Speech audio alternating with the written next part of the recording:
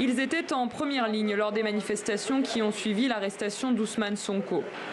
Étudiant à l'université Cheikh Anta Diop de Dakar, ce groupe d'amis a décidé de se réunir ce vendredi à l'heure de la prière pour honorer la mémoire des 11 personnes décédées lors des récents troubles. Des victimes dont l'âge moyen ne dépasse pas 20 ans. Aujourd'hui, on s'est réunis pour effectivement dénoncer cela, affirmer aussi que ce sont des martyrs et on les doit bien cela. Parmi eux, certains ont été blessés pendant les manifestations, visés par des balles à blanc, dont Pape Abdoulaye. Khalil, lui, a été interpellé au sein même de l'université et a passé 3 jours en garde à vue. 2 de ses compagnons de cellule, des étudiants également, sont toujours détenus. Depuis l'événement, je peux vous dire que dormir aussi, bon, c'est un problème pour moi.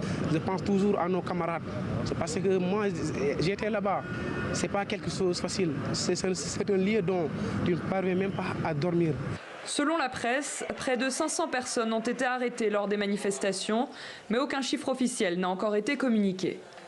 Cette journée de deuil national a été initiée par le M2D, le mouvement de défense de la démocratie.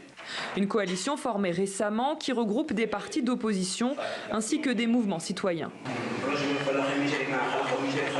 Nous voudrions aujourd'hui demander qu'une enquête soit ouverte pour situer les responsabilités, mais aussi punir ceux qui sont l'auteur, n'est-ce pas, de ces crimes odieux.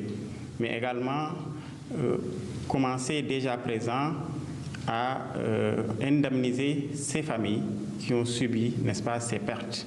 En plus de ces jours de recueillement, ce samedi, des rassemblements pacifiques sont prévus à Dakar et à l'intérieur du pays, ainsi qu'un téléthon dans les semaines à venir en soutien aux blessés et aux familles des victimes.